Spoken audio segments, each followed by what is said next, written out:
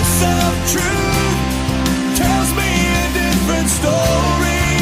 The voice of truth says do not be afraid. And the voice of truth says this is for my glory. Out of all the voices calling out to me, I will choose to listen and believe the voice of truth. But the stone was just the right size to put the giant on the ground. And the waves they don't seem so high. Top down looking down. I'll soar with the wings of eagle. When I stop and listen to the sound of Jesus singing over me. The voice of truth that tells me a different story. Lees Genesis 32 en ek sal daarvan hou as julle die hele Genesis 32 lees. Praat 'n bietjie met mekaar oor Genesis 32, wat haal jy daar uit, wat leer jy daar uit? En dan veral verse 24 tot vers 31 en die frase waaroor ek met jou wil praat is dat die Bybel praat van Jakob het die Here gesien face to face. So kom ons praat 'n bietjie oor face to face, want dis ook wat ons naam sê, né? Koram Deo beteken voor die aangesig van, before the face of God. En wat gebeur met Jakob in sy face to face, is wat ek begeer in ons familie, wat ons naam sê, face to face. Want, dis die een ontmoeting wat jou hele lewe vir altyd verander. Ek het 'n paar notas vir jou gegee daaroor wat beteken face to face sommer in ons alledaagse lewe, hoe face to face daar regtig 'n mens se lewe verander en as jy in die oë van die dood kyk, hoe dit jou lewe verander, hoe dit jou prioriteite verander. So, Jakob se face to face verander sy hele lewe, maar om dit te kan verstaan, moet ons 'n bietjie terugdraai oor waar dit begin het in Genesis 27. En ek wil hê jy moet gaan kyk in Genesis 27, wat was die seën wat vir Esau bedoel was, wat Jakob gesteel het, deur sy pa te bedrieg. Gaan soek dit daar, praat met mekaar daaroor. Wat se seën steel Jakob by Esau, deur sy pa te bedrieg? En dan gaan kyk jy in Genesis 28 vers 3 en 4, want onthou, baie mense mis dit.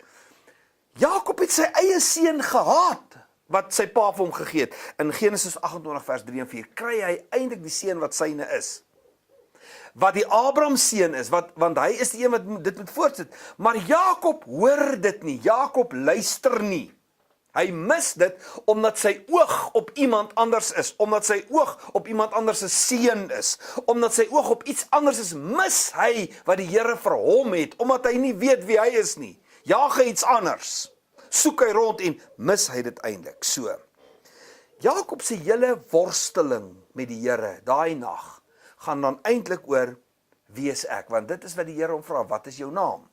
So, Jakob se worsteling gaan oor, wie is ek en waar pas ek in? En eintlik is dit die hele sin van lewe.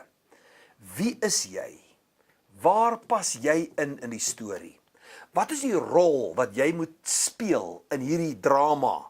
In die tydjie wat jy op die aarde is, want iemand sê tussen jou geboortedatum en sterfdatum, as jy nou sterf en dan is daar 'n bulletin by die deur, 'n blaadjie wat uitgedeel word, is daar 'n geboortedatum en 'n sterfdatum met 'n streepie tussen die twee.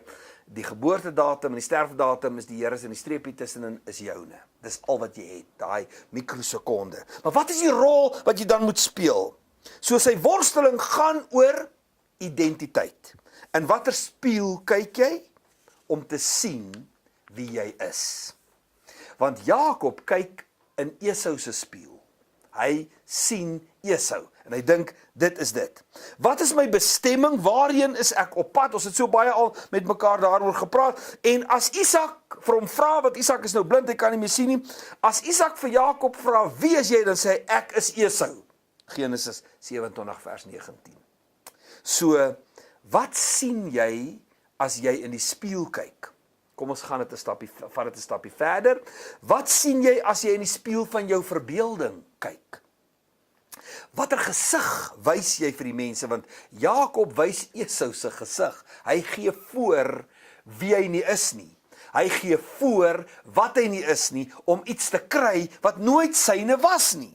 So, hy worstel met die Here dan hieroor. En op hierdie stadium, omdat hy iets anders probeer wees, en iemand anders probeer wees, en 'n seun wil hê wat nie syne is nie, is sy lewe eintlik 'n totale gemors. Vlug weg van sy huis af, want sy broer het gesê, as my pa sterf, maak ek jou dood. Laban bedrieg hom, hy sit met 'n vrou wat hy nie eens lief het nie, hy moet nog 7 jaar werk vir die ander een, sy hele lewe is 'n gemors, en nou hoor hy, Esau is op pad na hom toe met 400 manne, en hy sien net bloed. Hy weet net, hier's moeilikheid, hier gaan groot moeilikheid losbreek. En dan worstel hy nou met die Here daaroor, en dan daag die Here op in daai worsteling, en hy sê, ek sal u nie los tensy u my seën nie.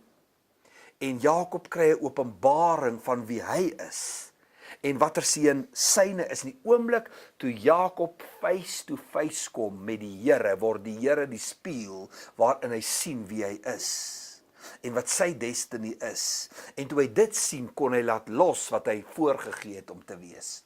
Kon hy laat los wat agter gebeur het. Kon hy Esau laat los om aan die Here vas te hou. Die volgende dag doen hy dit. As Jakob by Esau kom, dan gaan lees dit, dan gee hy eintlik die seën wat hy gesteel het, terug. Naamlik, rykdom, mag, die goed wat hy gejaag het, gee hy terug vir Esau en sê, weet jy wat, daai is nie myne nie. Daai is nie bedoel om myne te wees nie. Ek het dit nie meer nodig nie. Ek gaan nie meer dit jaag nie. Ek weet nou wie ek is. Ek weet wat my doel is. En dan het hy mank geloop vir die res van sy lewe. Eindig die gedeelte met 33 vers 18. Genesis 33 vers 18 sê, asemrowend. En Jakob het behoue aangekom by die stad Sichem. Vayafu Yaakov Shalem, and Jacob emerged complete. En Jakob is heel, voltooid, complete, niks kort meer nie, heel gemaak. Maar voordat hy kon vrede maak met Esau, moes hy eers vrede maak met homself. En die enigste hoe hy kon vrede maak met homself was face to face met die Here wat hom gemaak het. Ek wil julle moet 'n bietjie daaroor met mekaar praat. Kyk 'n bietjie in die spieël.